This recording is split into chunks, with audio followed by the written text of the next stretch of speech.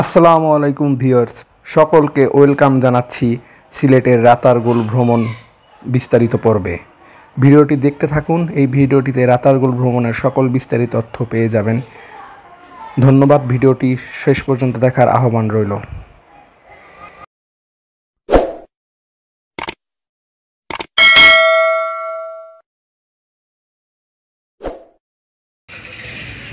Day 2 again শুভ সকাল সিলেট।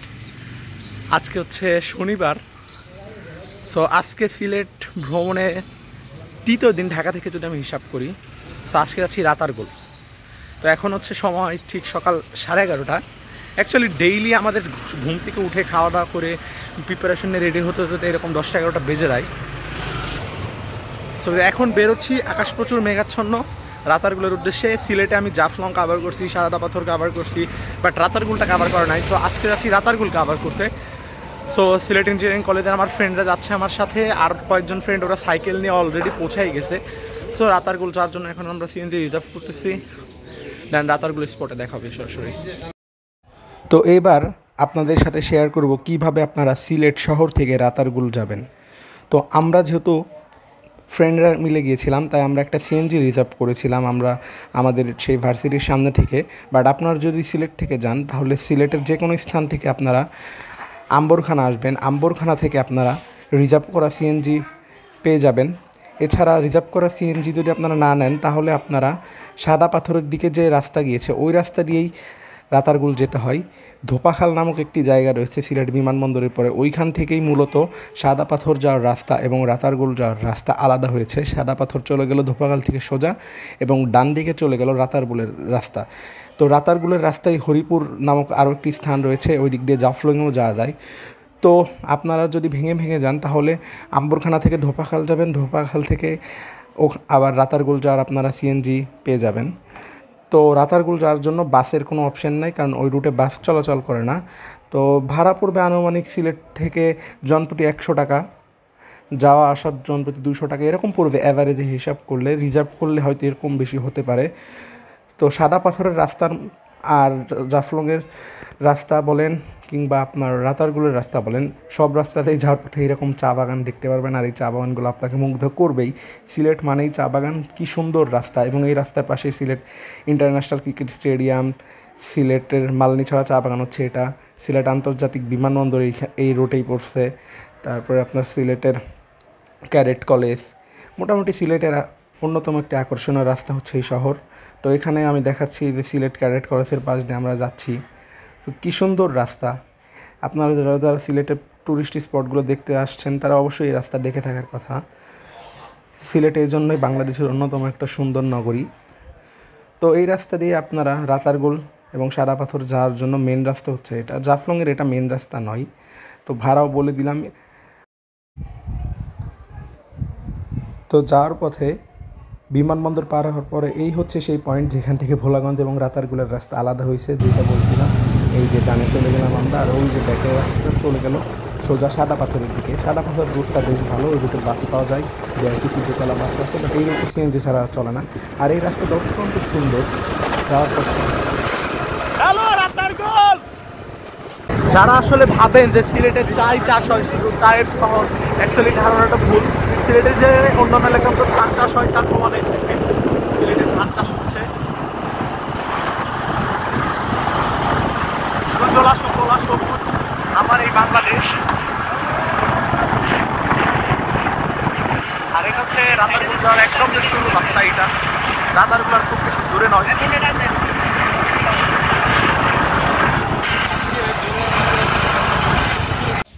তো রাস্তার কাজ চলতেছে এদিকে। আমরা শর্টকাট নিচ্ছি একটা রাতারগুল যাওয়ার জন্য, সেখানে কাজ চলায়। সিএনজি থেকে নামতে হইলো, নেমে দেন ওই পাশে এসে আরেকটা সিএনজি আমাদের রিজার্ভ করে দিতেছে, ওই সিএনজি আলাম আমায়। সো শর্টকাট মারার আগে জেনে নেবেন যে রাস্তার অবস্থা কীরকম, না হলে আমাদের মতো ভোগান্তিতে পড়তে হবে।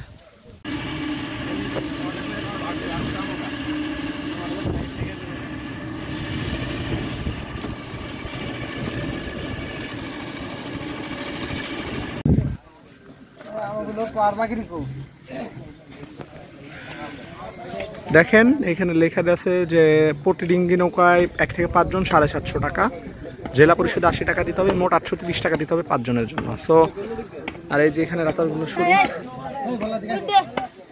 এখান থেকে আমরা টিকিট কালেক্ট করবো। আপনারা যে দেখতে পাচ্ছেন এটি হচ্ছে সিলেটের গোয়াইন নদী। এইখান থেকে রাতারগুল যাওয়া যায়, বড় বড় ডিঙ্গি নৌকা নিয়ে গিয়ে আপনাকে রাতারগুলে পৌঁছে দিবে। ওখান থেকে আবার আরেক ধরনের ছোট ডিঙ্গি নৌকা দিবে। আরও একটি ঘাট রয়েছে, ওইটা হচ্ছে রাতারগুলের যে নৌকা ভাড়া করতে, এটা সরকারি একটা লিজ নেওয়া আছে এখানে, যে ওইখান থেকে যেটা ফার্স্টে আমি দেখাইছি। তো এইখান থেকে আপনার বিকাল 5টার মধ্যে আবার নৌকাগুলোকে ব্যাক আসতে হবে, এরকম নিয়ম। এটা হচ্ছে রাতারগুল যাওয়ার জন্য মোটর ঘাট, 1 নাম্বার ঘাট। এটা এই যে চাচারালি জায়গার মাঝি। নদীটার নাম অ্যাকচুয়ালি আমি নিজেও জানি না, নদীটার নাম কি। আচ্ছা, এটা গোয়াইন নদী। যে এই ছেলেটাও একটা মাঝি, ওর একটা ভিডিওতে গানও গাইছিল। সো ওইটা দেখার পরে ওরা ডাক দেওয়ার সাথে কথা বললাম। দেন এটা হলো সিলেটের গোয়াইন নদী। আরেকটি ইম্পর্টেন্ট তথ্য জানিয়ে দিই, আমরা আসলে অ্যাকচুয়ালি ঘাট চেঞ্জ করছি। আমরা ফার্স্টে 1 নাম্বার ঘাটে গেছিলাম, ওইখান থেকে আমরা 2 নাম্বার ঘাটে ট্রান্সফারে আসছি এই সাইকেল দিয়া আমার ফ্রেন্ডের সাথে। 1 নাম্বার ঘাটে অ্যাকচুয়ালি ওইখান থেকে রাতারগুল মেন স্পটে যেতে অনেক সময়ও লাগে, প্লাস চার্জও বেশি। বাট 2 নাম্বার ঘাট থেকে ডাইরেক্ট ডিঙ্গি নৌকা পাবেন আপনারা, এবং এখান থেকে রাতারগুলের ভিউ, এই যে গাছ দেখা যাচ্ছে, সব কিছু ডিঙ্গি নৌকাও এখানে আছে। এখানে কষ্ট একটু কম হবে। সো যারা আসবেন রাতারগুল তাদের জন্য একটা পজিটিভ দিক হচ্ছে আপনারা 1 নাম্বার ঘাটের চেয়ে সবচেয়ে ভালো হয় যদি 2 নাম্বার ঘাটে এসে ডাইরেক্ট নৌকা রিজার্ভ করেন। সেক্ষেত্রে আপনাদের টাইমও কিছুটা সেফ হবে, প্লাস টাকাও কিছুটা কম লাগবে।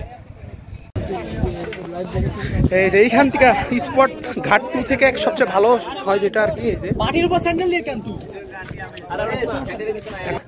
এখান থেকে ডেঙ্গি নৌকা নিয়ে যেতেছে।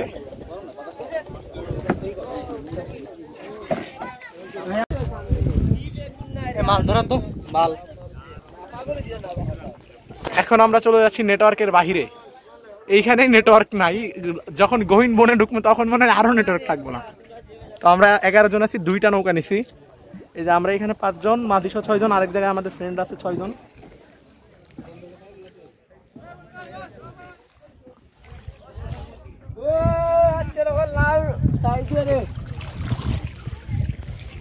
পানিটা আসলে হলুদ, খুব যে স্বচ্ছ এমনও না। দেখেন পানির রিভিউ দিতেছি, সব রকমের রিভিউ দেওয়া দরকার।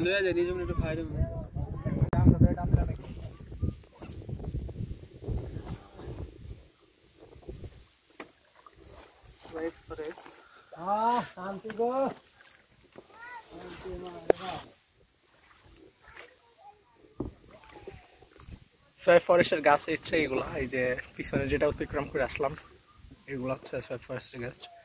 আর আমার সিলেট ট্যুরের স্পন্সর হচ্ছে এই রাহি। স্পন্সর মানে টাকা পয়সা দিয়ে স্পন্সর করতেছে এমন না, আমাকে থাকতে দিয়েছে, থাকতে দিয়ে স্পন্সর করতেছে।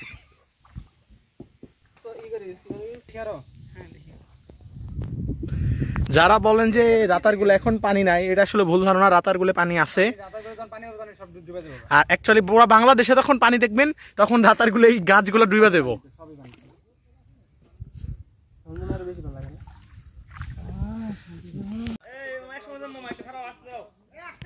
আস্তে আস্তে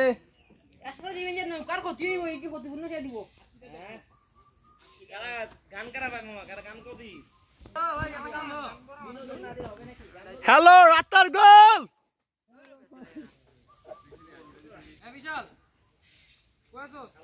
বিশাল নাকি গান গাওয়ার লেগে পারেনি। 2টা নৌকা আমাদের, 2 নৌকায় আমরা 11 জন, মাদি সহ 13 জন।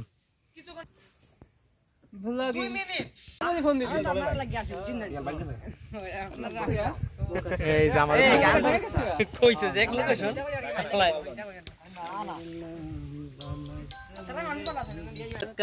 গাঙের পি সকল বাকে লাম যারে আই সকল বাকে বাহিলাম যারে আমি বাকারে না রে দুরন্ত পাশে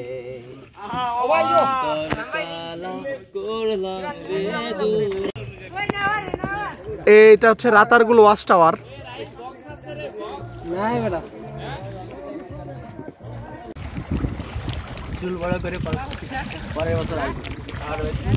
এই যে বড় স্পটে চলে আসছি আমরা।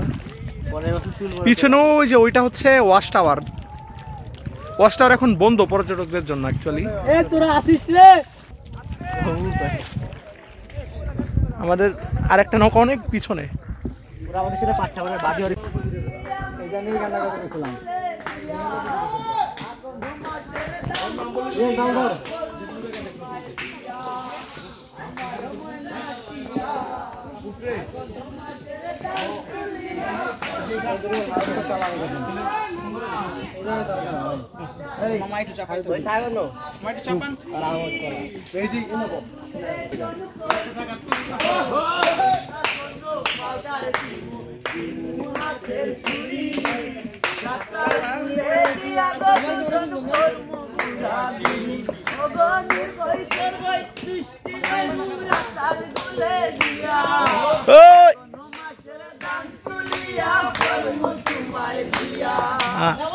Marsh Moina Tia Mashe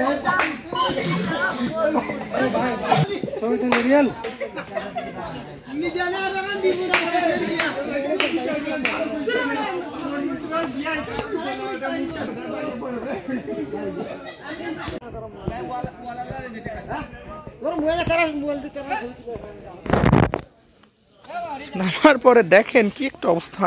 এখানে খালি পায়ে হাঁটতে হয়, এখানে কাদা তো, সো খালি পায়ে হেঁটেই এদিক দিয়ে আর কি নৌকাগুলা।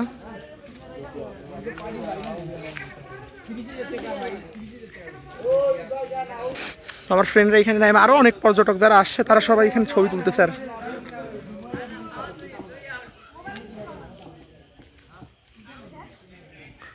এখানে একটা স্লো ঘুরে দেখে নিজ দেশ কি সুন্দর। বাংলাদেশ টুরিস্ট পুলিশ থেকে প্রত্যেকটা পয়েন্টেই দেওয়া আছে দেখলাম।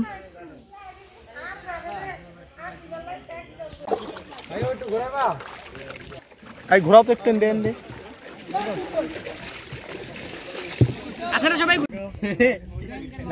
ঠিক আছে।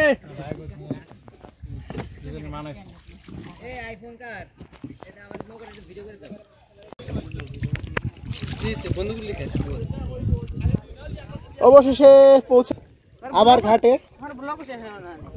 এই যে ছোট ভাই নাইম, আমার একটা বন্ধু আছে রোহিঙ্গা নাইম, তার মতোই পটপট করে, তাকে এই ভিডিওটা দেখাবো আমি, এর জন্য এটা করলাম। Thanks for watch this video. ভিডিওটি আপনার উপকারে আসলে এবং ভালো লাগলে অবশ্যই ভিডিওটিতে লাইক দিবেন এবং চ্যানেলটিতে সাবস্ক্রাইব করে রাখবেন পরবর্তী কোনো ভ্রমণ রিলেটেড ভ্রমণ বিষয়ক এবং ট্যুরিস্ট বিষয়ক তথ্য পাওয়ার জন্য। Thank you, bye bye, see you again.